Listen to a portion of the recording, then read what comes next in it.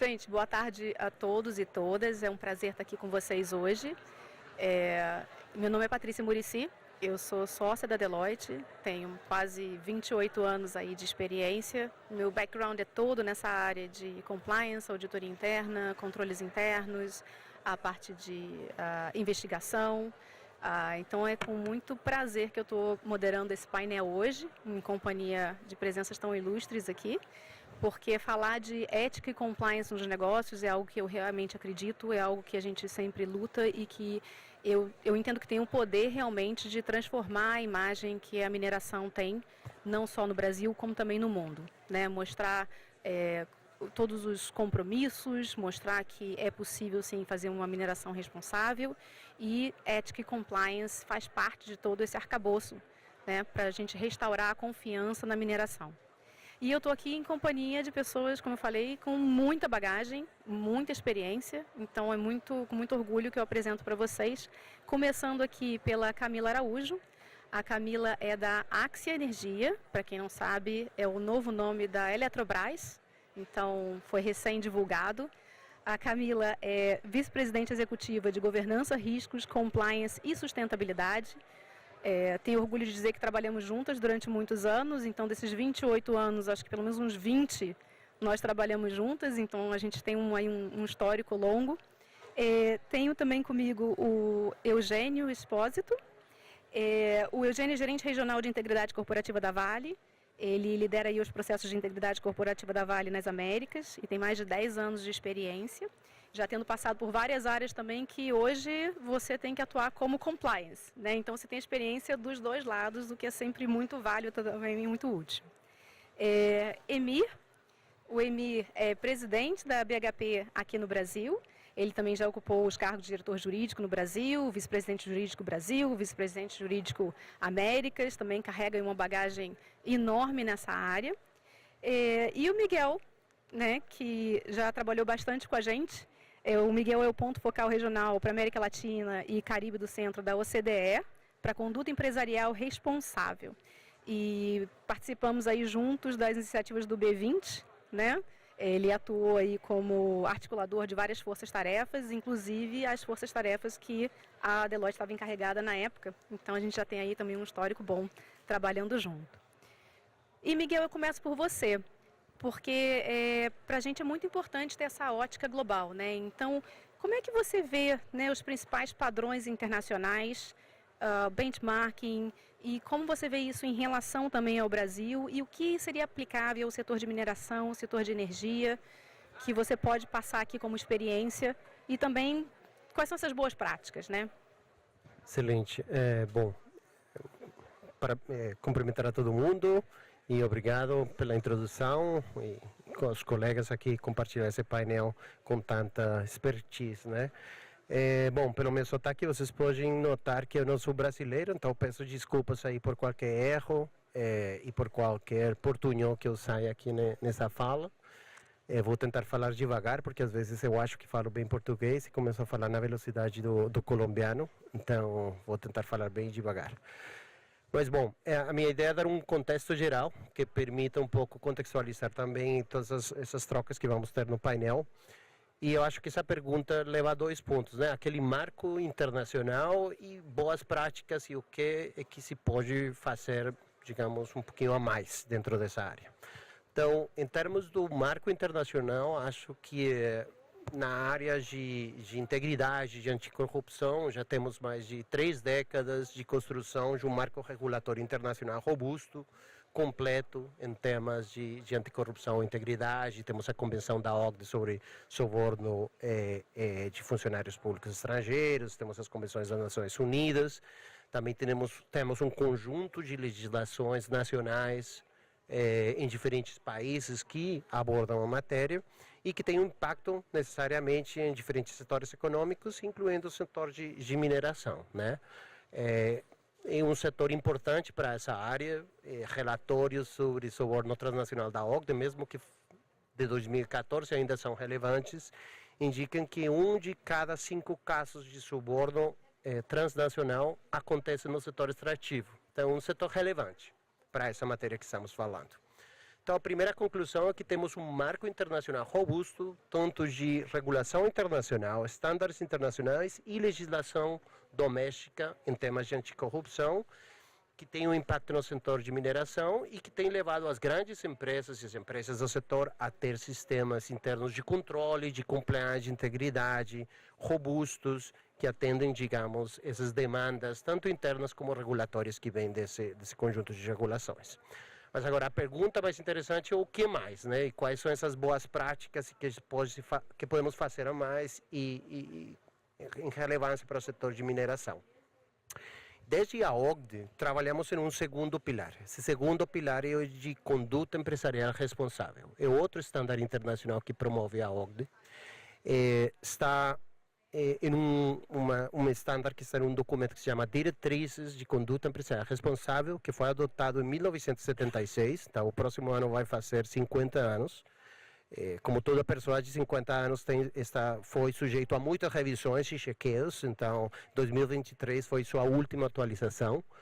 E o que tem esse estándar é uma expectativa dos governos de como as empresas devem conduzir suas operações para que sejam mais responsáveis. Isso que quer dizer que evitem ao máximo os impactos negativos que suas operações, sua cadeia de valor, suas relações comerciais podem ter nas pessoas, na sociedade, no meio ambiente. Então, esse nosso estándar internacional de conduta empresarial responsável abrange 9 temáticas, entre elas direitos humanos, meio ambiente, direitos trabalhistas, corrupção, suborno, e traz como ponto central para tornar a conduta empresarial responsável uma realidade na operação das empresas, a devida diligência.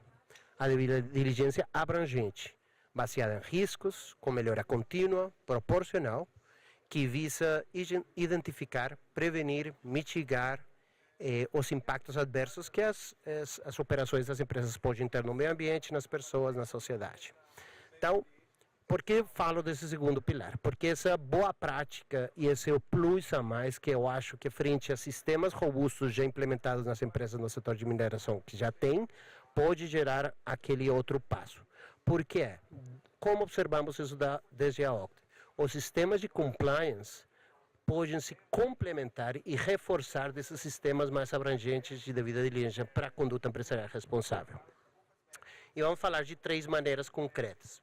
O primeiro, e que abordando esses 2 sistemas, se fornece um marco claro para as empresas de abordar riscos de corrupção que vão além da responsabilidade penal. Por quê? Porque estamos falando desde a perspectiva de conduta empresarial responsável, além do compliance, além da regulação, ver os riscos de corrupção que, mesmo não sendo um crime, podem estar ligados às operações da empresa, às relações comerciais da empresa ou à cadeia de valor. Primeiro. O segundo, também permite identificar e compreender melhor impactos, como impactos ambientais, impactos nos direitos trabalhistas negativos, que às vezes são viabilizados por práticas de corrupção. Isso também permite ter ações mais integrais frente a esses riscos. Então, deixa de ser um tema netamente de anticorrupção, de integridade, para ver as interconexões que essas práticas podem ter com outros impactos negativos no meio ambiente, em direitos humanos, direitos trabalhistas.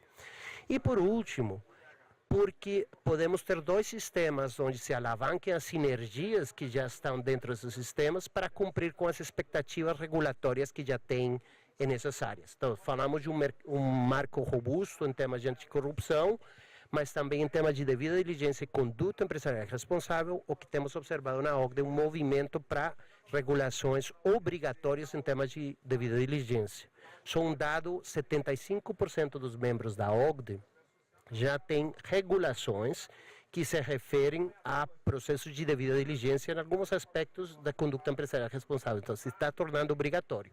E aí, abordar dessa maneira conjunta nos 2 sistemas, vamos falar, permite alavancar sinergias frente a essas exigências regulatórias. Então, são 3 coisas concretas que eu trago aqui para a mesa, onde temos, em conclusão, um marco robusto internacional, uma possibilidade de avançar mais na implementação da devida diligência para a conduta empresarial responsável, o que traz grandes benefícios, especialmente para o setor de mineração. Não, perfeito. E eu acho que o setor de mineração ainda tem um agravante, digamos assim, pela localização, né? Então, você pega um país como o Brasil, você tem mais de 5.000 municípios, não existe uma operação que não passe por vários municípios, né? E a municipalidade é uma entidade muito forte ainda no Brasil, né? Você pega outros países, o município, ele coleta lixo, cuida do estacionamento. Não é o que a gente vê aqui no Brasil, né? Então, isso faz com que seja uma complexidade muito maior você trabalhar no Brasil do que em outras. E no caso da mineração, essa dispersão geográfica, você está num local que, tudo bem, hoje a gente tem um pouco mais de conectividade, né? Mas até então era um local muito isolado. Você tinha que ter um líder daquele, um site manager, um general manager que fosse capaz de atuar, né, da forma como a empresa gostaria, mas era muito complicado você manter esse compliance todo. Então, acho que é super importante. Obrigada pelo histórico aí da legislação.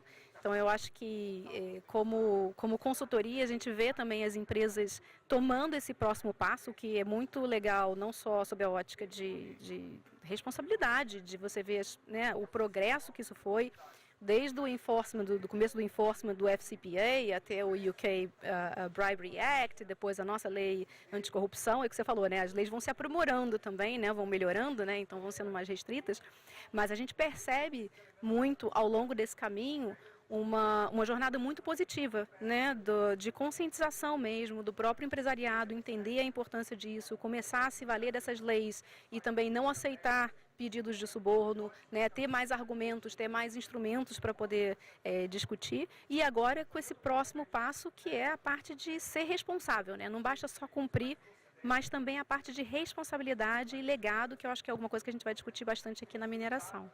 Obrigada.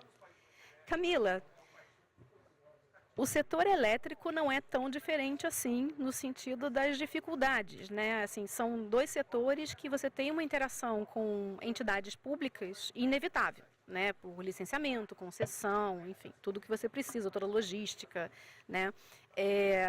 O que você vê como sendo as maiores dores do setor e as maiores dificuldades de quem tem que realmente implementar um programa de abrangência nacional, né? Também em localidades super remotas? O que você entende que são as maiores dores do setor? Primeiro, boa tarde. Queria agradecer a oportunidade de estar aqui conversando com todos vocês. Dar boa tarde para os meus colegas painelistas. A Axia hoje é a antiga Eletrobras, para quem não sabe. A Axia é uma empresa que, como a Patrícia falou, tem a natureza do negócio é muito parecida na questão geográfica, né? Você tem a presença no país inteiro e não é um país pequenininho, né? O Brasil é bastante grande. Dos 5.000 municípios que o Brasil tem, a Axia se relaciona com mais de 1.500, ou seja, é uma expressão grande de presença.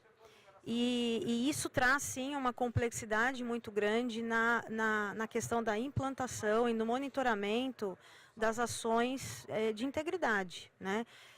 Assegurar a ética, capacitar as pessoas, dar bom exemplo, certamente vem de cima, vem do topo, você precisa dar o tom.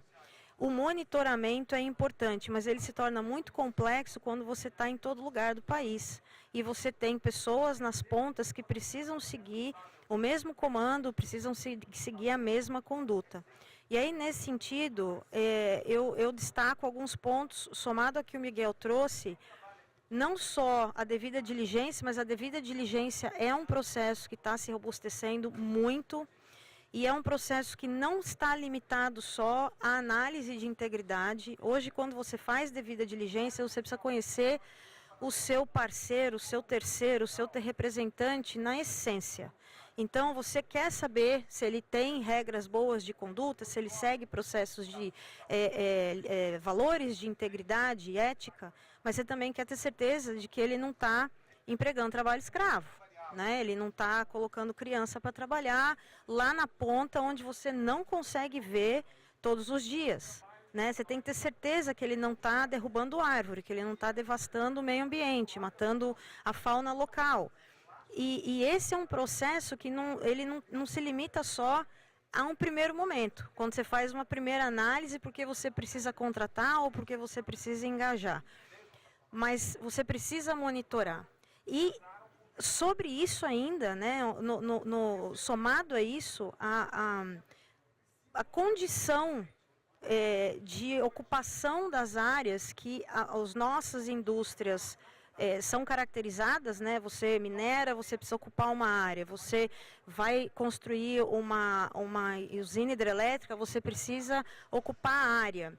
Construir linhas de transmissão, você ocupa áreas longas, né? No percurso da linha. Você sabe que você traz impacto, né? É natural, faz parte do negócio e é por isso que você se compromete tanto com compensações, né? É por isso que um processo de licenciamento ele depende de negociações para justamente você compensar aquele impacto que você traz para o meio ambiente e que você traz para as comunidades, seja elas comunidades, cidades, comunidades tradicionais. E esse processo é um processo que a gente também tem que ter um cuidado muito grande, porque é um processo sensível, né? Quando, em termos de fragilidades éticas, né? Então, você sabe que você precisa ter pessoas capacitadas, pessoas robustecidas com os valores que você prega, para que você também consiga equilibrar, muitas vezes, pedidos. Tem no passado principalmente, você via muita negociação de compensações que traziam para a empresa praticamente uma obrigação de substituir o dever do Estado, né? Você tinha que complementar alguma coisa que o Estado não conseguia fazer. E eram condições, eu só te dou essa licença se a gente conseguir aplicar isso, a gente conseguir.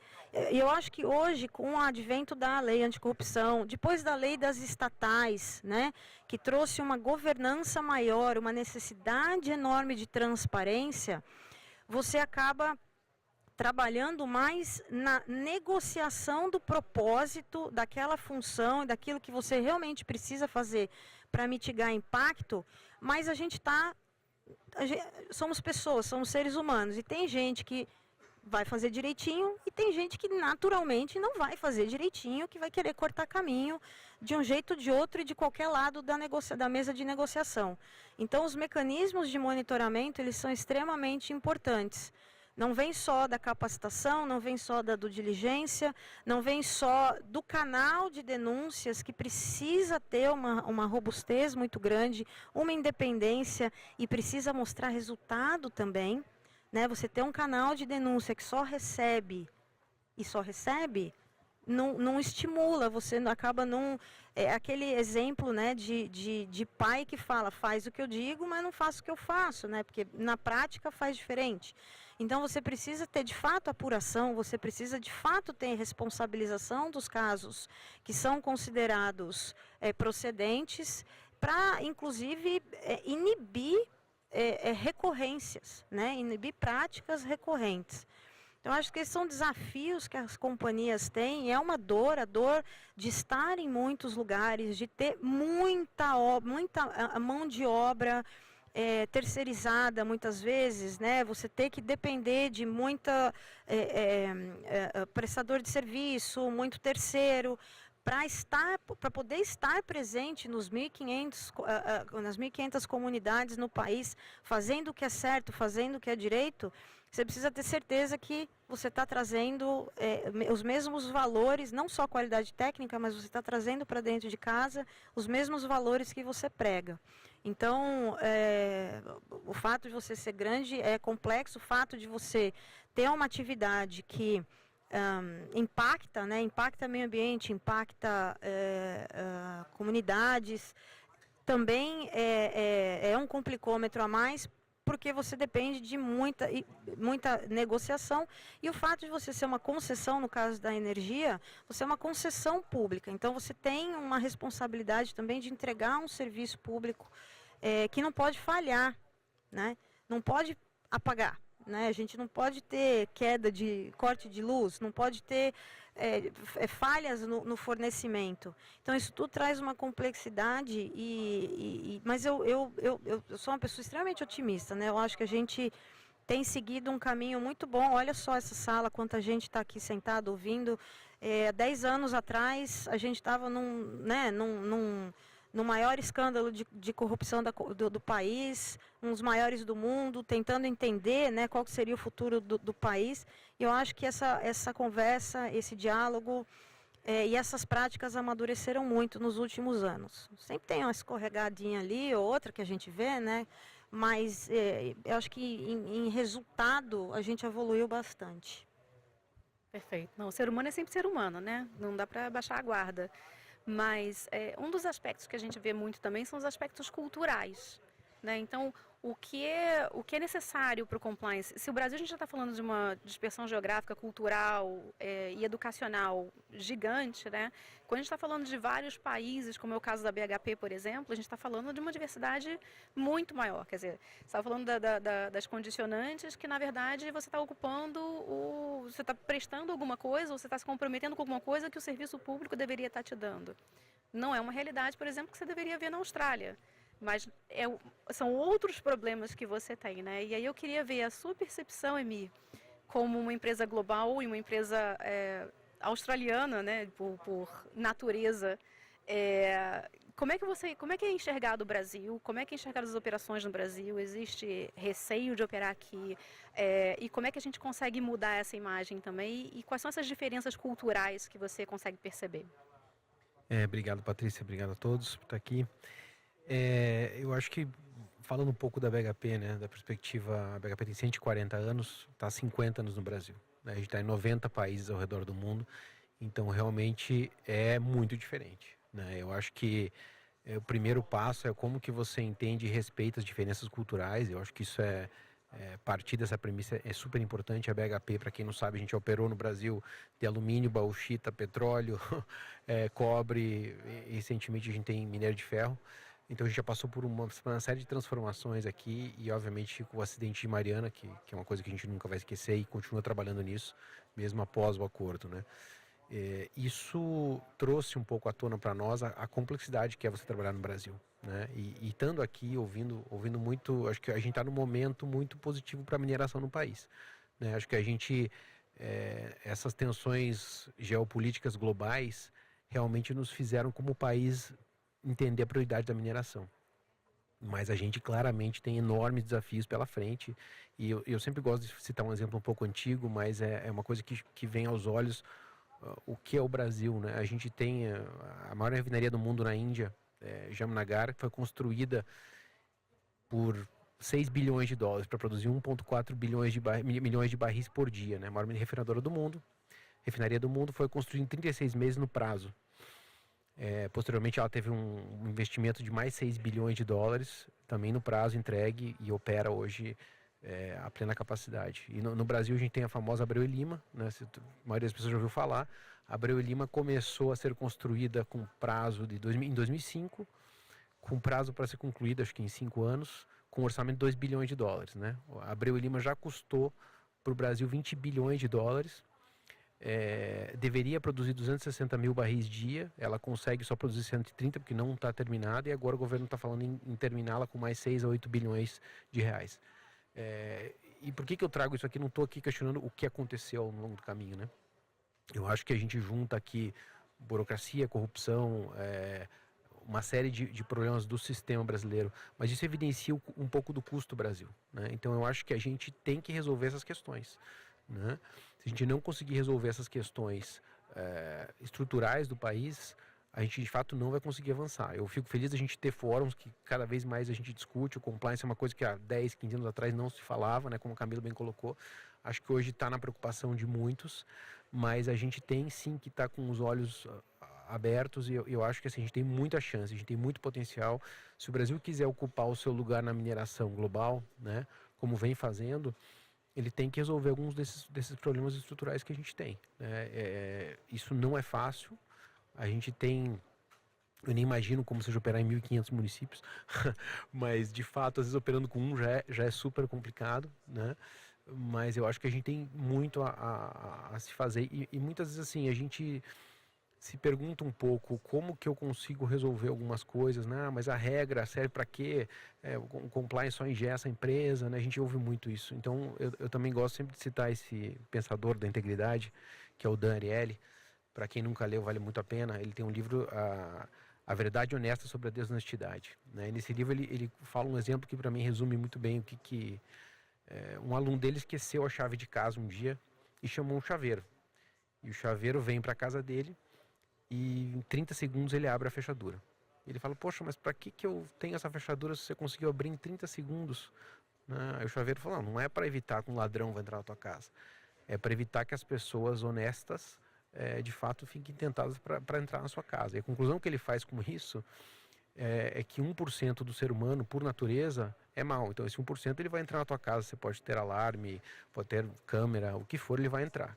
E 1% é honesto por natureza, então você pode estar a porta aberta, pode deixar um saco de dinheiro lá e nada vai acontecer. Agora 98% das pessoas, elas são impactadas pela situação, pelas regras que a gente está envolvido. Então, quando a gente fala de regras, de integridade, ter as 4 linhas do jogo claras, é super importante, eu acho, para que todos estejam no mesmo nível de jogo aqui, né? E eu acho que na mineração isso nunca se fez tão importante como agora.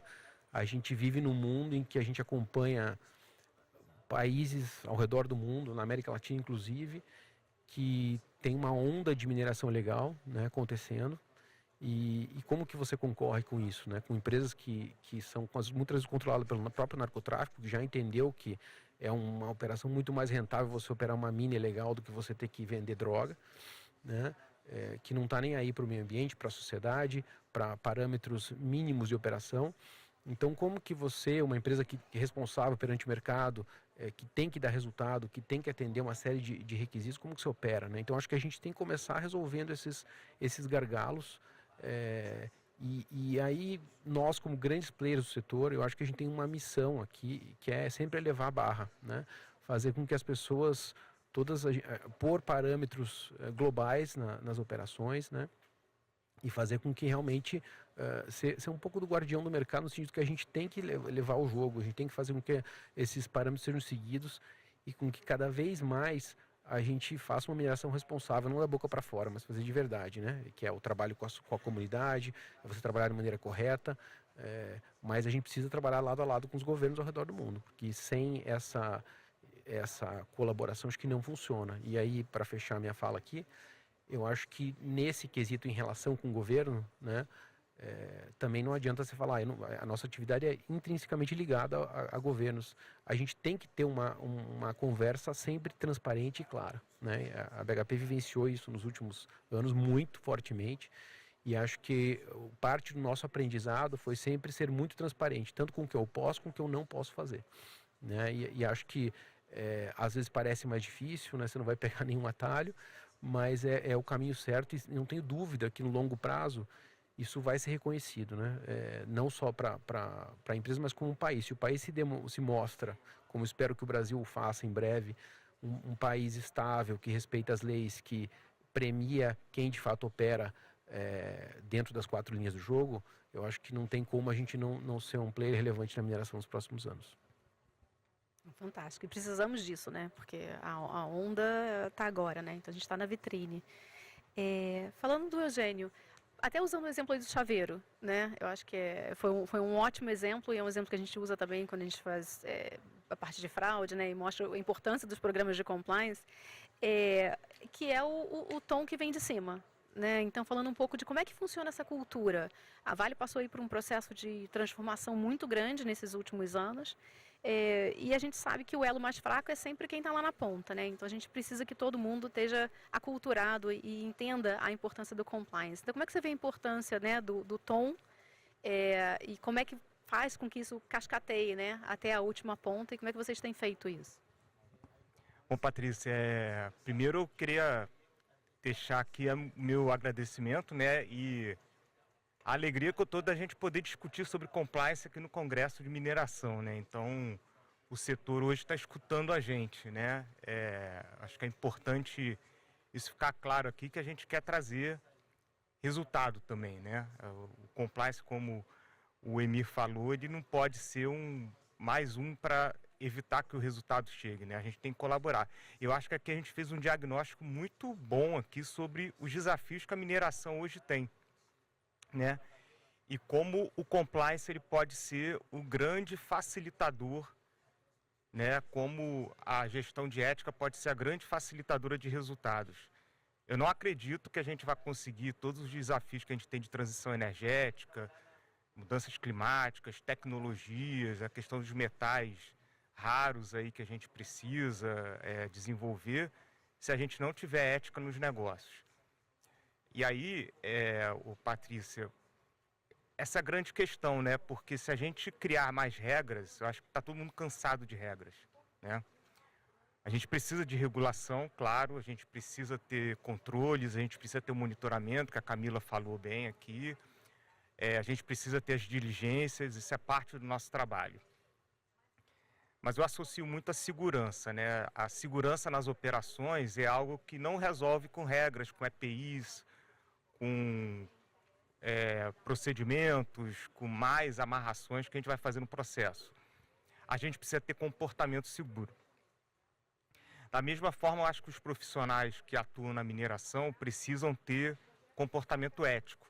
Por todo o diagnóstico que foi feito aqui do cenário, da gente ter investimentos pesados em áreas remotas, né, o impacto social, o impacto que a gente causa nos territórios, a questão de relação com o governo. Você vê só, a Vale, todos os ativos que a gente usa para produzir minério não são nossos, né? Os direitos minerários não são nossos, as ferrovias não são nossas, os portos não são nossos, tudo é concessão, né? A gente precisa devolver para a sociedade aquilo que a gente recebeu dela. Então a gente precisa mover a organização em relação a isso. A organização precisa entender isso, né? E o tom do topo, que foi comentado aqui, para mim é o primordial. Compliance precisa ser algo discutido, né? Vou dizer compliance, vamos dizer ética, né? Porque cumprir regra todo mundo tem que cumprir. Quem não cumpre vai sofrer alguma consequência. Mas a gente não acha que é isso que vai mudar. O que vai mudar é a gente ter comportamento ético, a gente garantir que as pessoas entendem que o correto é o único caminho. E isso tem que começar no topo da organização. Então hoje, né, a gente faz várias reuniões próximas ao comitê executivo, ao conselho de administração da Vale, né, o Gustavo que esteve ontem aqui, o Daniel, os outros conselheiros, todos passam por um treinamento anual com a gente, né, a gente às vezes até pede apoio de escritórios externos para que eles tenham elementos para poder direcionar a empresa nesse caminho. O Gustavo ontem fez uma apresentação magnífica, né, sobre o futuro da mineração, sobre o que a gente vê para os próximos anos. E não sei se vocês perceberam, em nenhum momento ele falou sobre integridade ou sobre ética, né? E é de propósito, porque ele não precisa, porque isso está permeando todas as prioridades que a gente tem. No momento que a gente define que ética é a nossa prioridade, a gente vai questionar, poxa, será que não era antes? Então não cabe aqui, né? Que segurança sempre vai ser algo que tem que discutir cooperação, mas ética a gente tem que sempre passar por tudo isso, né? Então a gente de fato acredita que tem que começar pelo topo da organização, mas existe um elemento aí importante que eu tenho lido muito a respeito do tone of the middle. O que é isso, né, gente? Assim, a média gestão ela precisa estar engajada. Média gestão ela está o sanduíche, né? Ela tem que suportar a operação e por cima ela recebe as diretrizes e tem que fazer as coisas acontecerem. E fazer acontecer, eu acho que é muito bom. Os mineradores são muito bons em fazer acontecer. A gente tem o potencial nosso todo aí que está explorado, porque a gente sabe fazer acontecer. Mas a gente precisa fazer acontecer da forma correta. E se a gente não der elementos e força para a nossa liderança, para a supervisão, para a coordenação das operações, para aqueles que engajam os empregados, eles não vão se sentir fortes o necessário para saber que aquele caminho é o caminho mais certo, é o melhor caminho. Eventualmente vai ser o caminho mais caro, eventualmente vai demorar um pouco mais, a gente sabe disso, mas a gente precisa não desviar do nosso foco, né? E aí existe uma questão cultural que a gente não pode tirar desse contexto, né? O que eu quero dizer com questão cultural? É muito fácil da gente se colocar aqui, por exemplo, a gente está aqui num palco, né? Estamos em uma altura, né, em relação a todos que estão nos escutando aqui, né, parece que a gente tem uma superioridade, né, que está todo mundo aqui querendo pegar o conhecimento que vem da altura, né? Mas, na verdade, a gente tem que se equivaler às pessoas, né?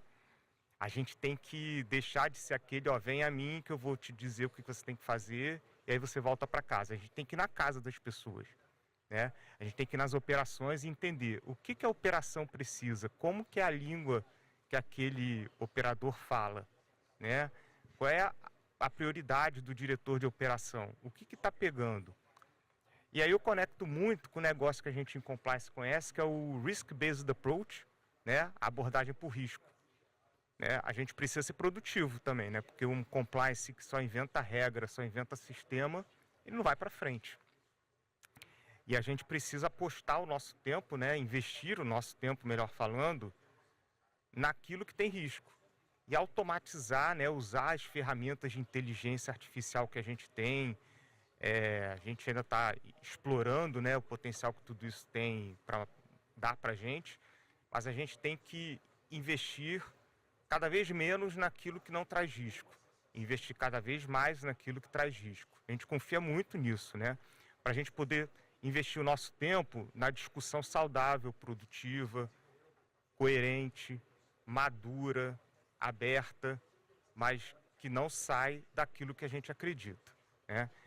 Então, acho que eu confio muito nesse diálogo, né? Eu acho que eu convido todo mundo aqui a refletir, né? Quando o seu compliance officer ou quando o seu analista de compliance pedir para você tomar cuidado com alguma coisa, é essa reflexão, né? A reflexão é da gente ter sempre o risco como um elemento para a gente poder alcançar melhores resultados. E eu acho que aí a gente consegue fazer essa conexão do topo da organização que confia e dá empoderamento para a gente, até aqueles que estão operando o negócio lá na ponta. Perfeito. E a gente está falando aqui de toda a transformação, né, que essas empresas estão passando e todo o esforço que é para conseguir ter essa abrangência toda, mas a gente está cada vez num mundo mais multipolar, né, numa realidade que é commodity, então você acaba competindo com empresas que estão atuando em outros territórios, talvez com práticas diferentes do que a gente está falando aqui.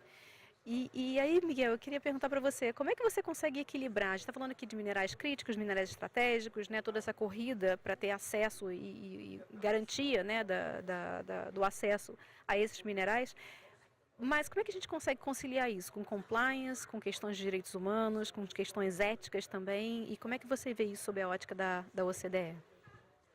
Esse é um tema muito importante.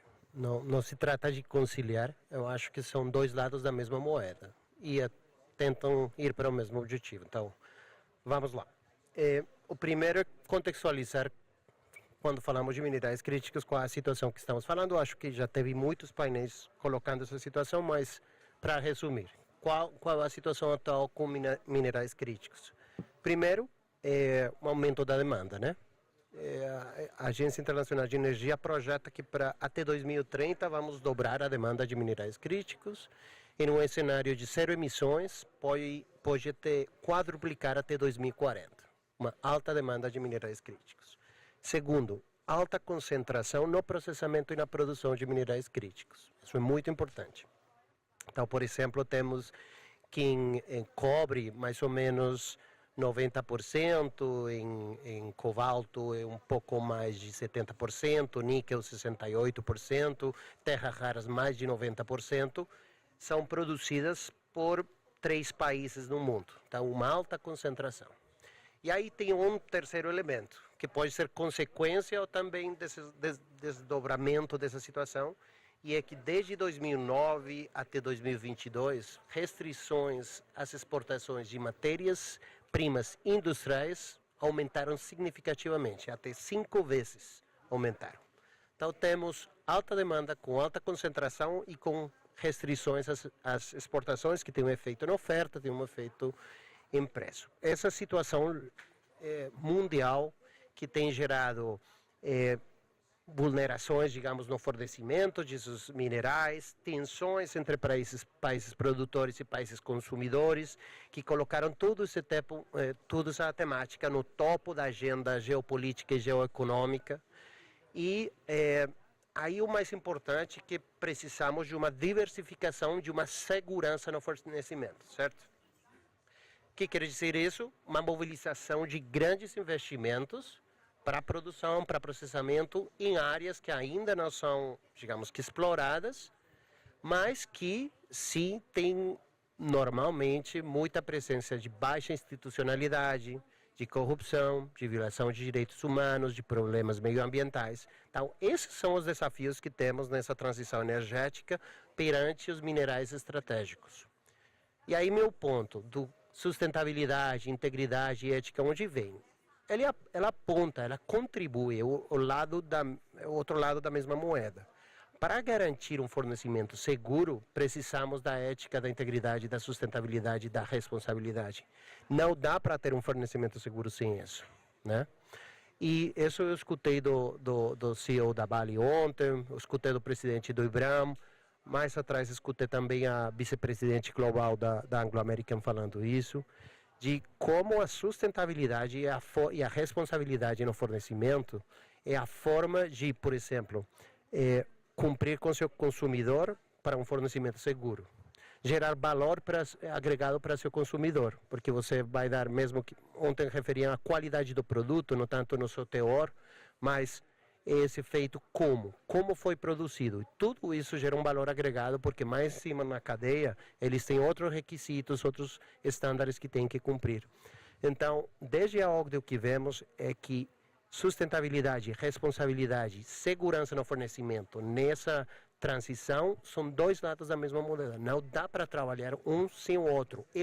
Não um modelo de negócio, é o modelo de negócio que temos que seguir para garantizar uma transição energética justa e abordar esses riscos que nos permitam diversificar a produção de minerais críticos, gerar um fornecimento seguro e não intensificar problemas sociais, ambientais, que já são presentes nessas áreas onde estão os minerais. Perfeito, não agravar o problema, né? E, Camila, a gente estava falando muito sobre a questão de ética, né? E é difícil falar de ética sem falar de direitos humanos. Você falou aí de o grande número de fornecedores, né? De cessão de mão de obra, que é necessário tanto para a mineração quanto para o setor elétrico também. Como é que você faz esse compliance chegar a toda essa cadeia de suprimentos, né? E, de novo, num país tão abrangente, com culturas diferentes, com regras, às vezes, não escritas, mas também diferentes. Como é que você enxerga toda essa parte, não só de ética, como de respeito aos direitos humanos, mas também toda a parte de trabalho forçado, trabalho infantil, que a gente sabe que, infelizmente, ainda acontece?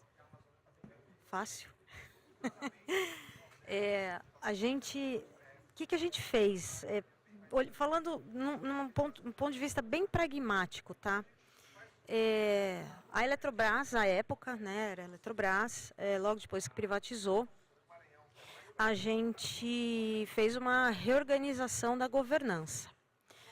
A companhia era, até então, uma holding com 5 subsidiárias, que tinham os seus acionistas minoritários. Então, ela não tinha controle absoluto, ela tinha uma dificuldade muito grande de implementar suas políticas corporativas, porque passava por um processo todo de governança nas próprias subsidiárias. E o que isso trazia? Uma dificuldade muito grande da gente enxergar de forma abrangente, quantitativa, né, e qualitativa, tudo que a gente sofria em termos de desafios da operação, né? Então eu tinha, Furnas, Eletronorte, Chesf, Eletrosul, Eletronuclear à época. Quando privatizou, a Eletronuclear deixou de ser controlada pela companhia por uma questão de constituição, né? E aí a holding ficou com as subsidiárias ainda na condição de acionista majoritário, mas com os minoritários. Como é que a gente conseguiu trazer mais governança, mais transparência e mais comando? A gente incorporou as ações dos minoritários e todas as empresas se tornaram 100% Eletrobras à época.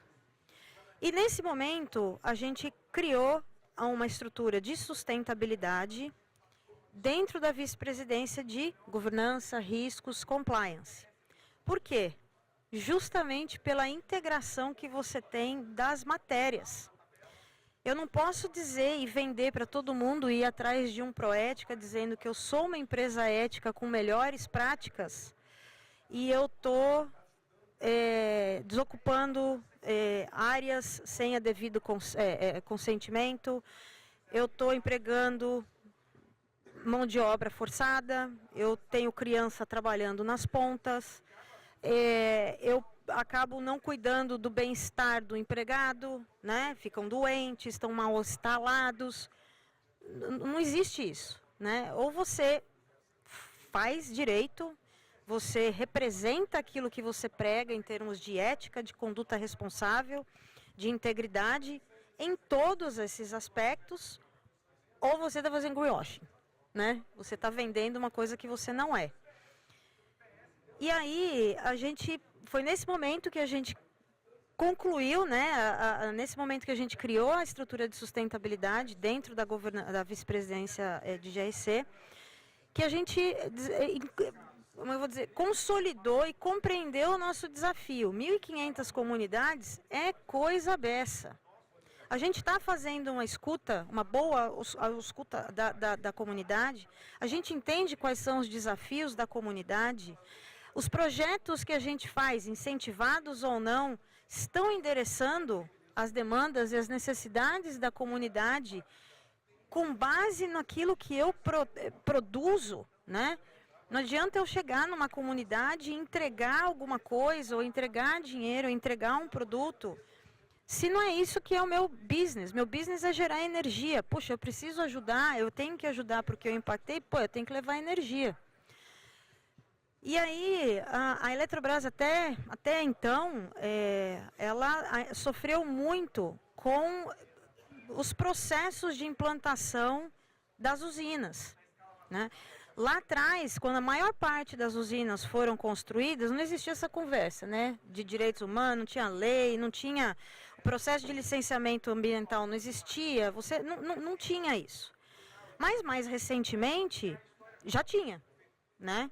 E a gente teve muito desafio com a obra de Belo Monte, né? E até hoje a companhia sofre, embora não controle Belo Monte, ela sofre com o histórico da construção de Belo Monte, porque à época a Eletrobras, como estatal, era o canal do governo para fazer a implantação da operação. E teve consequências, né? E a gente não quer que isso aconteça mais. Então, desde que a gente estruturou a diretoria de sustentabilidade, a gente tem feito trabalho para endereçar justamente as boas práticas nesse momento de implementação, nesse momento e nos monitoramentos. Eu fiz um trabalho, e isso foi logo no começo da diretoria. Falei assim, olha, a gente precisa entender quais são os nossos desafios com relação a direitos humanos. A gente fez um risk assessment, um diagnóstico, né, dos pontos que a gente precisava endereçar. E um deles era justamente na capacitação das pessoas, explicar o que são direitos humanos, como é que a gente trabalha com isso, como é que a gente faz a nossa operação coexistir, né, com as comunidades, respeitando, né, os direitos de todos. E aí, num primeiro momento, a gente desenvolveu treinamentos, cartilhas, a gente foi, né, às localidades, a gente procurou fazer parcerias com as escolas, levando conhecimento, né, para as crianças também. E a gente apresentou isso no conselho, e a gente tem um conselho muito, muito assim, engajado, mas não é engajado porque eles querem falar, eu sou engajado com a sustentabilidade. Não, eles são engajados no sentido crítico, de fazer a coisa direito e com efeito, né, com resultado. E aí a gente apresentou, esse era o começo do processo, mas eu levei tanta pancada. Porque eles falaram assim, você não assegura nada. Você está ensinando o quê para quem? É a mesma coisa de você chegar, vou dar o exemplo do Rio, porque foi recente, né? A gente chegar no Rio de Janeiro com o livro da Constituição Penal e falar, não roube. Entendeu? Não vai funcionar. Por mais que a iniciativa seja nobre, eu morri nessa hora, né? Porque você tem razão. por mais que a iniciativa seja nobre, você quer ensinar, você quer, né, compartilhar conhecimento, na prática você não está impedindo. Como é que você impede? Você tem que estar presente. Você tem que se fazer presente. Então, sim, a gente tem que fazer visitas nas obras, a gente tem que ir nas comunidades, a gente tem que ouvir, a gente tem que auditar, né? E a gente tem que ouvir o nosso canal de denúncias, que muita coisa vem pelo canal. Então, não adianta só uma iniciativa que promove o conhecimento, ele é importante, mas ele, se você não fizer o enforcement disso, não vai funcionar. E aí sim eu vi, nesse momento, é curioso, né? Porque algumas coisas acontecem e te ensinam muito. Nesse momento eu vi o que é o ESG, que todo mundo vende, mas que é muito difícil de você implementar. É a governança trazendo valor e diretriz para o S e para o E, né? Então é um alinhamento muito interessante. Uma companhia que tinha pouca visibilidade no passado do que era ação ambiental, do que era licenciamento, o que era condicionante, o que era relacionamento com comunidades, e hoje nos provoca, né, um conselho que nos provoca de fato a fazer o certo com efeito, tá? Então, a gente também aprende com isso, né? Por isso que tem um conselho bastante criterioso e cri-cri, né, e muito transparente na fala, né, porque vem do jeito que vem, te estimula a melhorar e a fazer melhor. A Axia agora, né, tem essas diretrizes atreladas à estratégia dela.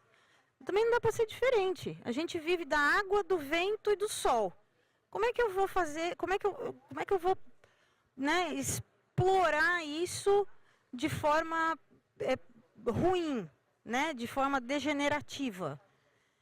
Eu preciso coexistir e ter certeza que isso vai existir, né, que a natureza vai estar aí para sempre. Então, a gente agora pluga isso na estratégia da companhia de forma pragmática. E é isso, é o walk the talk. Não é só a conversa, é realmente a entrega. E aí o compromisso em todos os níveis, e eu diria que hoje o nível mais difícil, vai muito no que o Eugênio falou, é o buzz from the middle, né? Porque é uma turma que ela tem que ouvir o que vem de cima. Eu diria que é a turma que mais tem desafios para executar, porque ela tem que ouvir o de baixo também. E este meio aqui é onde está um dos grandes focos da companhia hoje. Liderança, valores, metas, né? Que eles consigam, como eu falo, desempenhar e entregar.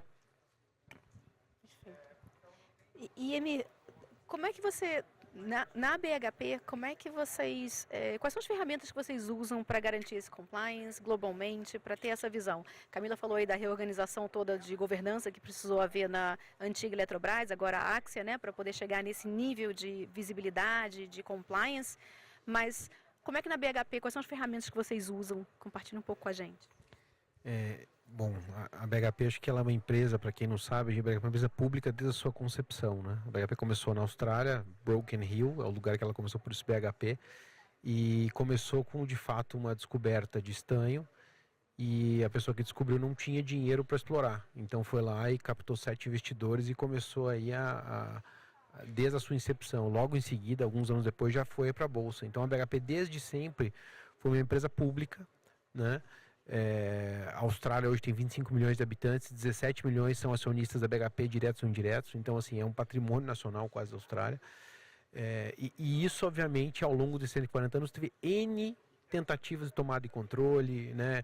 Gente tentando, às vezes, adquirir ou fundir, enfim. Acho que isso fez com que a BHP tivesse um sistema muito robusto no que ela faz na governança, né, para justamente permanecer independente, como fez ao longo desses anos todos. E acho que a chave aqui, né, é uma empresa muito... A decisão coletiva é muito valorizada. Eu acho que ninguém é dono da verdade, ninguém salva o mundo sozinho. Então, acho que assim, essa estratégia de você sempre compartilhar decisões e ter uma estrutura colaborativa, ela é fundamental para a gente chegar onde a gente chegou. Acho que falando de práticas globais, consistência, consistência e consistência, né? Eu acho que você tem que ser condizente um pouco no Walk the Talk, você tem que ser condizente com o que você fala e faz, né? A gente viu aí o mundo com uma onda recente de ataques a políticas ambientais e políticas de diversidade, né? E só para mencionar algumas, a BHP tem metas claras de, por exemplo, descarbonização. A gente vai chegar a 30% de redução da emissão de gás a 2030 e zerar em 2050. A equidade de gênero é uma coisa que a gente batalhou muito e atingiu a nossa primeira meta, que foi 40% de participação feminina no mundo inteiro, inclusive na liderança. A gente reafirmou essas metas muito fortemente nos últimos meses. Quando a gente vai operar uma mina nova, né, a gente está fazendo uma mina nova agora no Canadá, em Jansen, em Saskatchewan, que é uma mina de potássio, vai ser a maior mina do mundo. Essa mina ela vai operar com 60% menos água que a concorrência e vai operar com 50% menos gases de efeito estufa. Então, com uma participação gigante da sociedade, né? Então, a gente lá treina a sociedade ao redor para participar da operação da mina. Então, isso tudo, eu acho que é essa consistência global que faz com que a gente, de fato, faça o que a gente fala, né? Porque acho que é muito fácil você falar e parecer bonito em congresso ou em comunicados ao mercado, mas na hora de você tomar decisões difíceis, e a gente tem que tomar todos os dias, né? Você não tem que ter medo de tomá-las, né? E se o teu acionista te conhece, se o teu stakeholder te conhece, ele vai te apoiar e vai te dar todo o suporte para que você assim siga, né? A gente vê hoje no mercado uma série de companhias ao redor do mundo que muitas vezes não tem um objetivo claro de ser rentáveis, né? Investimento estratégico de um país ou outro em determinadas commodities só para garantir aquilo estrategicamente, sem obrigação nenhuma de dar resultado. Eu tenho que dar resultado, eu tenho que ser responsável em todos os setores, né? Ambiental, social, tem que ter integridade. Então isso acho que demanda de nós uma resiliência incrível, né? E óbvio que a gente vê isso no dia a dia da empresa. E eu acho que, falando um pouco de Brasil, só para fechar o círculo aqui, o Brasil de fato a gente opera num ambiente super difícil, né? A gente sabe aqui qualquer operação é difícil. Qualquer um que já empreendeu ou trabalha numa empresa sabe quão desafiador o Brasil é. Mas, por outro lado, a gente tem aqui uma capacidade única no mundo, que são as pessoas, né? Acho que a gente tem pessoas incríveis no Brasil. O brasileiro é fuçador, faz acontecer, se vira, quando não dá de um jeito faz do outro. Então, assim, a gente exporta muito talento aqui para o mundo dentro da BHP, e eu tenho certeza que isso acontece em vários lugares, porque é de fato uma característica do povo brasileiro. E eu acho que esse traço, né, ele acaba sendo fundamental no mundo que a gente vive, em que cenários como o nosso são cada vez mais comuns ao redor do mundo, né? A gente não tem hoje minerais dando sopa em países super estáveis. As reservas que estão onde estão, né, e a gente tem que buscá-las. Então, pessoas que saibam navegar isso é super importante. E óbvio, essas pessoas, aí você estando numa organização que tem um pensamento muito coletivo e muita consistência, eu acho que é fundamental você ter essa diretriz para você operar nas jurisdições mais difíceis do mundo afora, né? Não sei se vocês acompanharam recentemente CEOs sendo, inclusive, feito refém na África, uma operação de ouro. Então, assim, o mundo é um lugar super, super difícil, e acho que qualidades aqui como as que a gente desenvolveu no Brasil, como brasileiros, e que estamos acostumados já um pouco às flutuações do país, crises e tudo mais, acho que são super relevantes. Não, sem sombra de dúvida, a nossa flexibilidade, a nossa capacidade imaginativa, né, de como chegar lá, como resolver o problema é fantástica. Eu brinco que isso é muito bom, mas faz com que a gente enxergue muitas regras e leis como apenas sugestões, né? Porque a gente sempre enxerga que, bom, então se é assim eu posso vir por aqui, né? A gente está sempre procurando onde é que está a brecha, e é da nossa natureza, né? Eu morei alguns anos no Canadá, e quando você levantava alguma questão dessa, as pessoas ficavam olhando para você como se fosse um extraterrestre. Eu falei, ué, mas vocês não pensam dessa forma? Não, a regra está aí, é essa aqui que eu cumpro, né? Então isso é bem interessante. E Eugênio, você comentou muito sobre essa questão de como é que você equilibra, né, a agilidade com o excesso de burocracia. Porque é muito fácil você sentar lá no topo, né, ditar um monte de regras e que quando você olha lá embaixo não são nem possíveis de você implementar, não são possíveis das pessoas cumprirem e aquilo acaba indo no descrédito. E a gente no Brasil tem mania de botar muita política, né? Então, assim, é bom que a gente põe muita política, mas também não necessariamente cumpre. Então, fica uma coisa meio difícil de gerenciar. E eu vou emendar com uma pergunta que veio aqui também, com relação aos dados. Você está falando de agilidade, de excesso de complexidade, mas também muito como vocês fazem com essa parte do excesso de dados que vocês têm, se existe alguma ferramenta de inteligência artificial que já está sendo usada. Já estou começando a combinar as perguntas aqui do público junto com as nossas. Eu vou começar pela segunda. A gente trabalha lá na Vale no modelo integrado com auditoria interna, canal de denúncias, né, que vê a parte detectiva, né, depois que o desvio de conduta ele aconteceu e vai ser apurado. E a integridade corporativa ela gere o programa de compliance da Vale, né, e trabalha na área preventiva, né. E tem uma quarta área que é justamente o que eu chamo de uma cola dessas três áreas, né? Que é uma área de inteligência de dados que foi criada no ano passado, né? Uma área nova, que está tendo um olhar específico para isso que você comentou, né? Como que a gente garante que as informações de todas as três áreas, elas geram valor para o auditor, ou para o apurador de uma denúncia, ou para um analista, né, do nosso time que vai fazer uma recomendação de compliance para uma transação de M&A, ou vai fazer uma recomendação para um fornecedor que vai ser cadastrado, ou para um patrocínio que a Vale vai fazer, qual que é a recomendação de compliance, né? A gente tem um olhar ali global sobre o objeto que está sendo demandado para a nossa análise, né? Eu acho assim, eu não sou especialista em tecnologia de informação, né? Sou um usuário como outro qualquer e não vou aqui contar sobre ferramentas, né? Eu acho que, como eu comentei da última vez, né? Assim, inteligência artificial é algo que a gente descobre a cada vez mais, né? As novas ferramentas, né? Daqui a 3 meses, quando a gente for fazer uma nova conversa, provavelmente tem alguma coisa nova aí no mercado, né? Mas eu acho que antes disso, a gente tem que aprender a lidar com as informações. E aí depende da tecnologia, né? Se a gente está acostumado a fazer o nosso processo apenas para gerar um KPI, um SLA, né, o famoso nível de serviço, tem que atender em 3 dias, tenho que fazer isso e ponto final, a gente deixa de fazer a análise que talvez seja esperada da gente, né?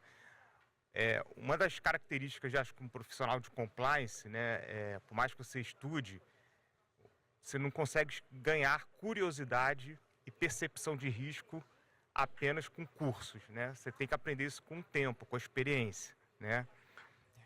E eu acho que curiosidade, né, a capacidade de querer investigar, de querer perguntar, de querer se aproximar daquilo que está sendo analisado, faz com que a gente crie essa cultura da informação, né? Eu quero trabalhar com aqueles dados de uma forma que eu possa concluir alguma coisa. E dali a gente sai com as demandas da informação. Eventualmente a gente tem 1 milhão de coisas ali na nossa frente que pode ser utilizada para uma coisa produtiva, mas a gente não sabe lidar com aquilo, né? A gente não sabe nem o que a gente quer, né? Aí acha que aquele oceano de informação acaba mergulhando e se afogando, em vez de sair nadando para o outro lado, né? Então, acho que eu percebo que a gente ainda carece de criar essa cultura da informação, né? Por mais que a gente faça diligências, por mais que a gente tenha hoje ferramentas globais de acesso à informação, eu acho que ainda tem uma preocupação muito, sabe, da gente querer, mas e aí, eu posso ou não posso? Go, no go. Sinal verde ou sinal vermelho, né? A gente fala, olha, depende, né? Poxa, mas o compliance nunca fala sim ou não, sempre fala depende. Mas depende mesmo, né? A gente tem que trabalhar a discussão do risco. E nisso daí vem um acúmulo de informação. Assim, hoje, provavelmente, a gente deve ter recebido alguma demanda de alguma coisa que a informação veio incompleta. Por quê? Porque a pessoa não consegue entender, né, o que traz o universo de risco que a gente precisa avaliar quando vai garantir uma correta transação, sob o ponto de vista do nosso código de conduta, sob o ponto de vista de legislação, né? E aí eu conecto muito com a tua primeira pergunta, Patrícia, porque obviamente a gente não quer ser nenhum entrave burocrático, nenhum processo, né? Eu quero ser ágil para que as pessoas não me entendam que eu sou alguém que vai atrapalhar a informação, né? Atrapalhar a transação, perdão. E aí o risk-based approach, né, ele é muito importante para a gente aprofundar as discussões onde elas são necessárias e não aprofundar onde que não é necessário. Mas eu acho que a gente precisa criar essa cultura e por isso que a aproximação é importante. As pessoas precisam perceber o que nos preocupa antes da gente começar a demandar coisas, né? Então, assim, as pessoas que hoje eu vou usar um termo aqui que talvez não seja o melhor, mas enfim, as pessoas estão convertidas, né? Que já entenderam o que a gente pensa, hoje elas vão pedir, poxa, eu preciso cadastrar aqui um fornecedor que é crítico sob o ponto de vista de integridade. Porque tem um sinal de alerta ligado a direitos humanos, por exemplo, né? Ele não vai só esperar, e aí, eu posso ou não posso? Ele já vai trazer, olha, esse fornecedor é importante por conta disso, mas tem esse problema aqui que eu já vi, porque na mídia todo mundo pode acessar. Acho que vai ser fácil monitorar, acho que não vai ser fácil, o que você me ajuda, né? Essa conversa ela é muito mais produtiva e aí a questão da agilidade ela sai de foco. Porque todo mundo quer investir tempo naquilo que é problema, naquilo que vai ajudar a não pôr em risco o resultado. O que a pessoa não quer eventualmente ter o senso de que não é ágil é naquilo que não faz sentido. Eu estou há 3 dias esperando um retorno e há 3 dias o retorno não vem. Mas o que está acontecendo durante esses 3 dias, né? Então, eu acho que se a gente usar muito bem as informações que a gente recebe, de uma forma inteligente, com as melhores tecnologias que estão à nossa disposição, se a gente se aproximar das áreas e compartilhar com ele também os nossos desejos, né? As nossas necessidades. Porque, afinal de contas, a gente faz com um programa de compliance, um programa de gestão, como outro qualquer, né? Ninguém aqui tem varinha de condão para adivinhar o futuro, né? A gente faz um programa que conduz a algo, alguma coisa, a algo, algum resultado. Se a gente estiver alinhado, eu acho que a gente vai conseguir fazer valer aquilo que a gente escreveu no Código de Conduta, aquilo que a gente escreveu nas políticas. E aí as políticas vão ser mais simples. Olha só que interessante. A gente está colaborando para as coisas serem mais simples. Contrassenso, né? Compliance querendo simplificar as coisas, como assim? Né? E aí eu vou rapidinho aqui falar só sobre uma história que o professor Alexandre de Michele, ele é um dos consultores que ajuda a gente lá e ele faz uma história sobre a comparação entre a rotatória e o semáforo, né? Você tem um encontro de 2 avenidas, você pode ter o semáforo, que é liga, desliga, sinal verde, vermelho, lá no Rio a gente chama de sinal, né? Semáforo verde, vermelho, né? Você obedece, sinal está vermelho, para, sinal está verde, você segue. Tem que ter sinalização eletrônica, comprar sinaleiras, tal, isso tudo é caro. É feio, né? Porque você tem aquele monte de luz e tal. E você pode ter a rotatória. A rotatória, a regra é simples. Quem está na rotatória tem prioridade. Ponto final. Você não precisa investir em nada, nenhuma infraestrutura eletrônica, sinalização. Todo mundo sabe o seu papel. Vai ter hora que a gente vai precisar da sinalização. A gente precisa ter sinal. Mas tem muita coisa que a gente gosta de colocar sinal amarelo e vermelho, ou verde, que a gente poderia ter uma rotatória, desde que cada um soubesse o seu papel. Então, acho que a gente tem que pensar nisso nas nossas decisões do dia a dia. Não é só o compliance que tem que falar isso, né? Todo líder também é líder de compliance, né? Falar com o seu time, né? Aonde que a gente pode simplificar e juntar o fazer certo com fazer com controle. Mas fazer simples, né? Eugênio, isso é muito difícil. É difícil mesmo. É por isso que a gente, né, tá aqui, né? Trabalhando, né? Cabelo branco, é por conta disso. Se fosse fácil, né? Não ia ter regra... Não ia ter graça, né? Paty, posso complementar a questão de dados e inteligência artificial? Eu entendo que isso, para o trabalho que a gente faz, hoje em dia, é fundamental. Então, você precisa aproveitar a informação, os dados que estão aí, para incorporar no seu trabalho e ajudar na tomada de decisão. Isso é um grande acelerador. O que a gente fez na Axia? A gente começou, e foi um desafio, porque eu defendi o orçamento para isso lá atrás. eu queria indicadores que acompanhassem as transações da ferramenta, do sistema, e que me apontassem, dentro do meu risk-based approach, situações que feriam, né, ou que estavam diretamente relacionadas aos riscos mapeados. E no começo, eu tinha um desafio, eu queria colocar 10 indicadores, vários, eu vou dar alguns exemplos, discutir o orçamento, porque naquela época ainda não era um negócio muito barato, né? Você hoje tem mais ferramentas para isso, mas a época não era. E discutir, conseguir né, depois de muito discutir com a diretoria, isso não vai funcionar, só vai dar alerta falso positivo, blá, blá.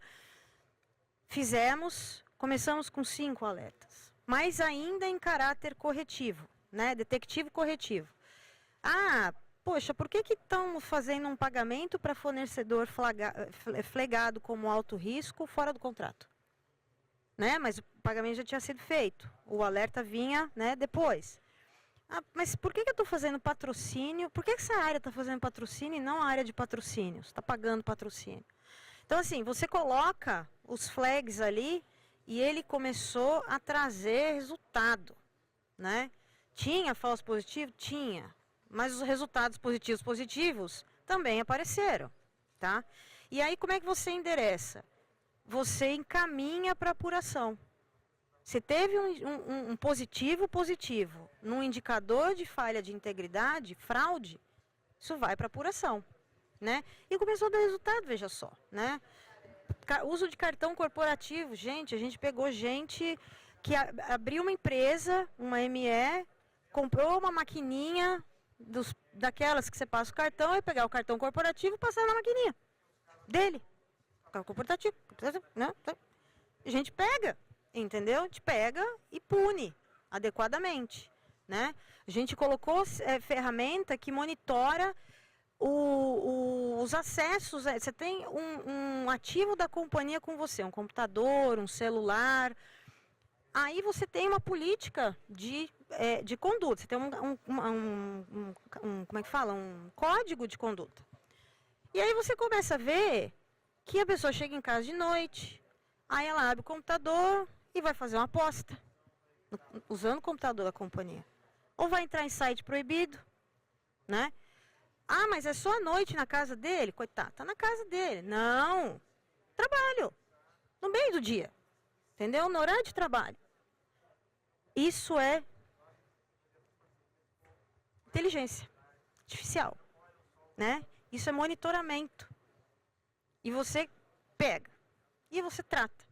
E aí você usa isso como exemplo, porque todo mundo fica chocado, né? Você fala, todo mundo...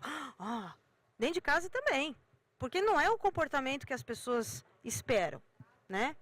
E falha de conduta, você tem que aplicar a medida disciplinar, você tem que punir e você tem que usar como exemplo, né? Porque aí as pessoas começam a entender, como o Emi falou, você tem 1% que não vai quebrar nunca, você tem 1% que vai quebrar sempre, mas o 98% vai seguir aquilo que você diz, né? Como é que fala? As regras e as influências que ela vê.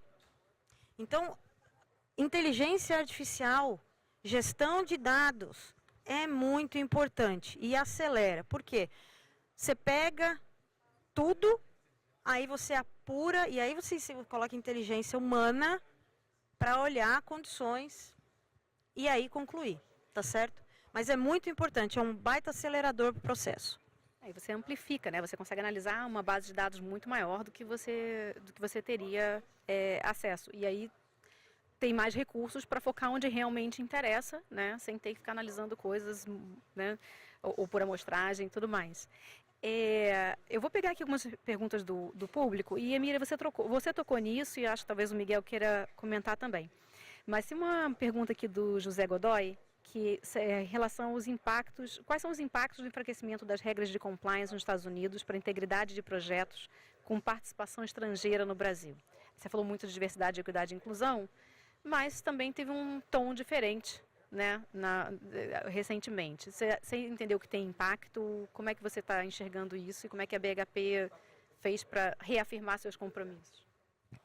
Olha, eu acho que o que aconteceu lá para nós não muda nada, né? Eu acho que a gente continua operando da mesma forma. É óbvio que se o sistema, né, se enfraquece com isso, é óbvio que se enfraquece, e tem gente que vai de fato relaxar e talvez não, mas eu acho que para nós isso não muda absolutamente nada no nosso jeito de operar, né? A gente sempre tem e aí volto no meu ponto da consistência. A gente tem que ser consistente sempre. Se eu estou operando nos Estados Unidos, no Brasil, na Namíbia. Então, eu acho que o mundo, de fato, é um lugar conturbado ultimamente, né? E aí, talvez hoje em dia seja ainda mais importante você ter essa cultura, essa identidade interna para você saber navegar onde quer que você opere. Não sei se o Miguel quer comentar. Não, eu queria só corroborar com o posicionamento aqui dele, da BHP. A Vale também não mudou em nada. Não acho que tem que mudar, tá? Eu acho que é uma decisão gerencial, vamos dizer assim, né, do presidente dos Estados Unidos, de querer diminuir o enforcement da lei, né, focar onde ele acha que é importante, mas a gente tem que fazer a nossa parte porque a gente tem um código de conduta, a gente tem um tone of the top, tudo que a gente discutiu aqui, né? A gente tem que fazer porque faz sentido. Se a gente for fazer porque alguém está fiscalizando a gente, eu chamo do voo de galinha, né? 200 metros ali vai cair, né? A gente precisa ser voo de águia, né? A gente precisa voar longe. Acho que já responderam no sentido de a regulação sempre tem um efeito, desregular também tem um efeito, mas eu acho que nessas circunstâncias, como temos aqui exemplos, a pergunta interessante é, bom, eu por que estava fazendo isso e porque faz sentido para meu negócio, para meus modelos de negócio, para o meu futuro. Então, imaginemos uma situação distópica na qual todos os países do mundo decidem que o processo de descarbonização não isso é mentira. Ok. Agora, as empresas vão deixar de investir em adaptação sabendo que pode ter um impacto nas suas operações? Vão deixar de ter planos de transição porque sabem que podem ser mais eficientes? Não, então está aí a noção de pensar, bom, eu por que estou fazendo isso? E como falamos, no setor de mineração, trabalhar com responsabilidade quer dizer segurança no fornecimento. Isso que quer seu consumidor.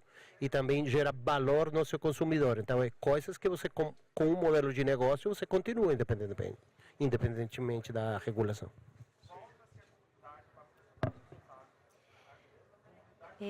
Complementando aqui, a gente falou de tecnologia, mas eu não sei se vocês queriam entender a visão de vocês. A pergunta vem em inglês, então já vou traduzindo, tá? Mas muito se discute sobre o valor do uso de blockchain na parte de oversight regulatório e de compliance. Na opinião de vocês, isso é realmente inovador? Seria uma vantagem competitiva ou seria algo ainda que adicionaria uma complexidade não necessária ao negócio? E aí seja na cadeia de suprimento ou seja na garantia de procedência da produção? Posso começar? É complexo, porque é uma tecnologia complexa, é uma inovação complexa. Mas assim como a gente busca a criptografia, a proteção do dado, e o blockchain ele favorece isso, a mineração, né, de dados também tem trazido um desafio, né? Então, eu, por exemplo, monitoro segurança de informações dentro da estrutura da companhia e a gente está trabalhando com soluções inovadoras e que requerem, muitas vezes quando você fala de inteligência artificial ou você fala de mineração de dados, minerar dados, tudo, você tem o contexto ético em cima, né? E isso ainda não é uma coisa muito bem resolvida, porque a inteligência artificial ela vai aprender. Então, se ela aprender errado, ela vai aprender errado, ela vai passar para frente. Informação, ela não tem o contexto moral, né? O contexto moral do ser humano, né? De dizer se está certo ou errado. Ela está aprendendo com base naquilo que ela recebe de input. E eu acho que esse é o grande desafio que a gente tem. Tentar traduzir as nossas práticas dentro de um contexto novo de inteligência artificial, de uso de tecnologias avançadas, de criptografia de dados. Poxa, a Axia, né? A Axia teve em 2021, ainda como empresa estatal, Eletrobras, um ataque cibernético no ano. Hoje, a gente sofre ataques recorrentes. Eu tenho certeza que as empresas aqui também. Hoje a gente tem terroristas digitais que falam pra gente que a gente é o alvo deles, publicamente, tá certo? Nós vamos lá, nós vamos conseguir, Então a gente precisa da inovação. A gente precisa do que, né, o mercado e o mundo está trabalhando em termos de proteção. Mas não é simples, porque são tecnologias novas. Então, às vezes eu sento para conversar com o pessoal que está fazendo mineração de dados, que está trabalhando com a solução de problemas matemáticos difíceis. E você fala, como é que eu estou protegendo a companhia ao usar isso? Como é que eu estou protegendo os dados da companhia? Como é que eu estou protegendo os dados das pessoas que se relacionam com a companhia, né? E aí a gente precisa das criptografias, a gente precisa das soluções de blockchain, enfim, o que tem sendo oferecido no mercado. É fácil de implementar? Não, por isso que a gente tem um pessoal que manja, né? Vai pedir para mim, eu não vou saber, mas eu pergunto para quem sabe. Eu só queria complementar, talvez, que às vezes ficamos na discussão de uma ou outra tecnologia, mas, bom, acho que o Eugênio também mencionou isso. A discussão não é tanto a tecnologia, cada tecnologia tem seus trade-offs, né? Mas é importante pensar para quê, qual é o objetivo, e a tecnologia não é um fim em si mesmo, né? E no sistema de mineração, rastreabilidade é uma coisa muito importante. E mesmo a rastreabilidade não é um fim em si mesmo, mas a rastreabilidade é para quê, com qual objetivo e com qual estratégia. E recentemente na OCDE lançamos um relatório sobre rastreabilidade para o setor de mineração, que tenta colocar essas coisas de quando se estrutura um sistema de rastreabilidade, independentemente da tecnologia, é pensar qual é o propósito, qual é o objetivo, para que eu quero isso e qual é o impacto, né? De trás de tudo isso estão essas variáveis. Você falou de rastreabilidade e o setor de mineração é um setor que ainda está muito longe do consumidor final, né? Você não tem controle, você compra um carro, você não sabe de onde veio o aço, na verdade é essa, né? A gente não tem essa rastreabilidade toda, não sei quais são os componentes daquela bateria, de onde vieram, nada disso. E essa rastreabilidade, independente da tecnologia, né, eu entendo que no futuro ela pode gerar benefícios para as empresas que têm compliance, que são éticas, né? Porque hoje, como consumidor, eu não tenho como avaliar isso, não tenho como garantir ou como, pelo menos, ter a opção de ter alguma coisa certificada, né? A gente não tem nem essa visibilidade. Então, eu acho que essas novas tecnologias têm essa possibilidade de aproximar mais a mineração e aí valorizar mais a mineração responsável, ética, né, em conformidade com todas as regras, do que o consumidor, dando esse poder ao consumidor final. Então, eu acho que no futuro a gente vai ter mais essa aproximação, né, cada vez mais. Eu queria falar com vocês, tem mais algumas perguntas aqui, mas vocês tocaram num tema de inteligência artificial de uma maneira em geral, né? Como é que vocês estão vendo, sob a ótica de compliance nas empresas, o uso de AI pelos profissionais? Eu sei que a gente não está falando mais da operação, né? A gente está falando de uso de AI dentro das empresas, mas está falando de confidencialidade, está falando do seu elo mais fraco. Como é que cada um de vocês está vendo isso dentro das empresas, essa proliferação de ferramentas de AI e de uso de AI no seu dia a dia de trabalho? Lá na Axia, a gente estimula o uso das ferramentas homologadas corporativamente. Então, você tem um suite de soluções que a gente estimula e a gente está capacitando e implementando para todos os usuários acesso, né, licenças, para que eles se pautem em inteligência artificial, como é que fala, busca de dados, conteúdo, para compor suas análises, para compor seus trabalhos. Mas isso não elimina a necessidade de uma revisão, né, de um supervisionamento de qualidade, né, de aplicação de qualidade. E a gente monitora quem não usa as ferramentas homologadas e usam outras, né? Então a gente teve um caso até recente, a gente é muito curioso, né? A gente estava tratando de um processo que era confidencial e num momento bastante intenso da companhia. E aí, tudo correndo, né? A gente precisava levar informação para o conselho, a gente precisava aprovar em diretoria, tal, e os materiais eram muito picados, né? Cada um trazia uma informação diferente. E aí uma pessoa, na boa intenção, completamente na boa intenção, pegou todas as informações, jogou no chat GPT e falou, cria um PPT para mim. Só que nessa hora a gente viu, porque a gente tem tecnologia de monitoramento. E aí fomos falar com a pessoa, né, para não que isso não se repetisse, mas já tinha ido, né? E era uma informação confidencial. Botou no chat GPT, não é uma ferramenta homologada, não mantém no ambiente da companhia. Então tá aí, tá por aí. Tá certo? Você perde controle. Você perde controle. Então, por mais que a gente estimula com controle, com governança, com regra e precisa. A gente não pode dar as costas para o que está vindo, né? Porque já chegou. Mas a gente tem que monitorar quem escapa, muitas vezes, da regra. Entendeu? E não é fácil. Lá na Vale, lá na Vale a gente também tem uma ferramenta homologada, né, para uso de inteligência artificial. A companhia tem estimulado a gente a usar para nossas tarefas do dia a dia. E eu acho que você tem a visão muito particular, né? Eu acho que a gente ainda romantiza um pouco essa questão da inteligência artificial, né? De novo, a gente tem muita ferramenta e pouca cultura para usar, é a minha opinião, né? Mas assim, a gente está usando, né?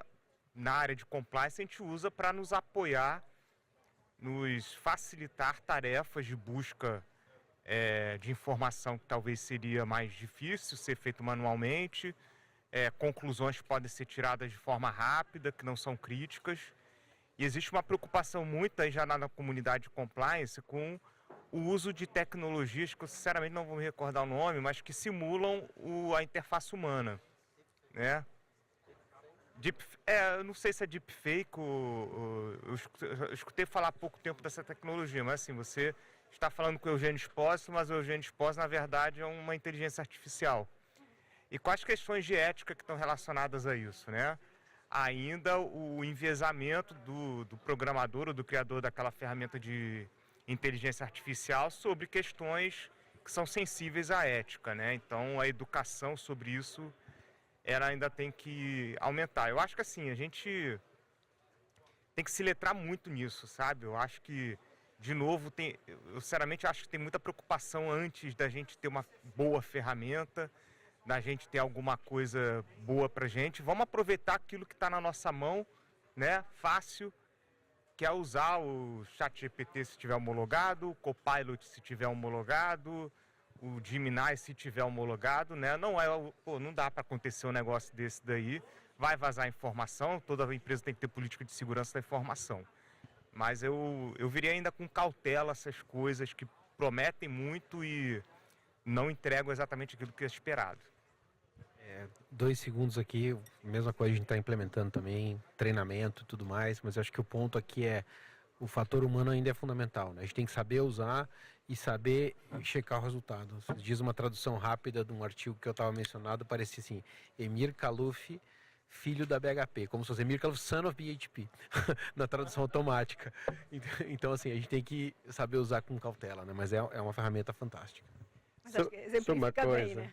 Só para dar uma outra camada fora disso, quando se usam essas ferramentas, também desde a perspectiva de inteligência e impacto, temos que pensar no impacto que isso vai ter, né? Então, inteligência artificial tem um grande impacto, por exemplo, nos centros de dados em utilização de água. Então, as empresas têm que pensar, bom, se eu vou entrar nessas estratégias, também me vai gerar um impacto na minha cadeia de valor, na minha pegada, né? As expectativas é que para 2027... por ali os centros de dados para só inteligência artificial vão terminar usando a mesma água que consome Dinamarca em 1 ano e meio, Reino Unido 1 ano. Então são coisas que você tem que pensar nesse momento, né? Com certeza.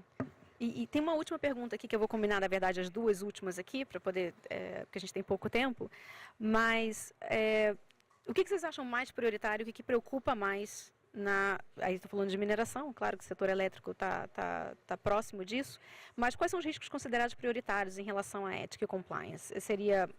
Vocês veem mais risco na parte do relacionamento com fornecedores, relacionamento com o governo, algo que a gente sabe que são 2 setores que precisam muito, com reguladores, com comunidades, onde eu sei que são todas preocupações, mas se vocês puderem cada um responder, o que seria o top?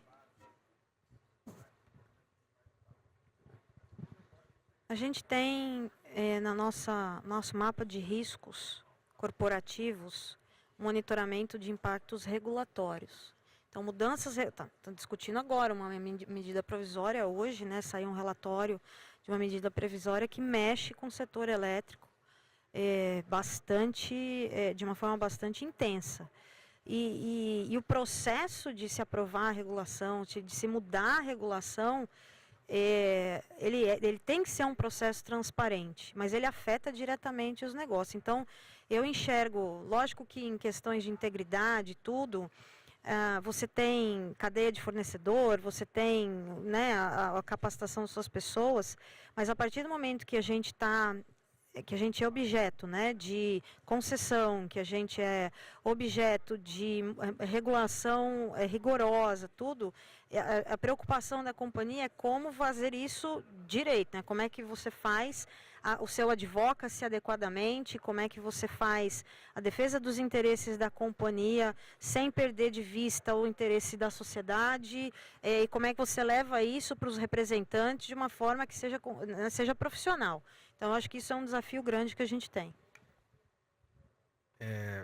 Bem rapidamente, para não acabar o tempo, eu acho que tem N preocupações, mas óbvio, a principal para mim é corrupção. Acho que a gente acabou de ver uma operação aí, prendeu 22 pessoas, mais 100 mandados de busca e apreensão na Agência Nacional de Mineração. Enquanto isso não melhorar, acho que é ruim para todos nós como brasileiros, né? Relacionamento político para a gente é uma preocupação, né, com entidades públicas, né, agentes políticos. Isso é uma grande preocupação. E uma outra preocupação é comportamento humano, né? O comportamento dos nossos empregados. O canal de denúncias da gente tem recebido muitas denúncias ainda de assédio, de discriminação racial, discriminação de gênero. Isso é um ponto de preocupação nossa e a gente como endereçar isso no setor como um todo. Eu só tenho que citar ao gênio, depende, né? E o importante das nossas guias é a priorização, que deve ser baseada em severidade e probabilidade. Perfeito. Gente, acabou o nosso tempo aqui, mas eu agradeço a vocês, agradeço muito pela colaboração e pela discussão que a gente teve hoje. Então, é isso. Obrigada a todos que estão aqui assistindo.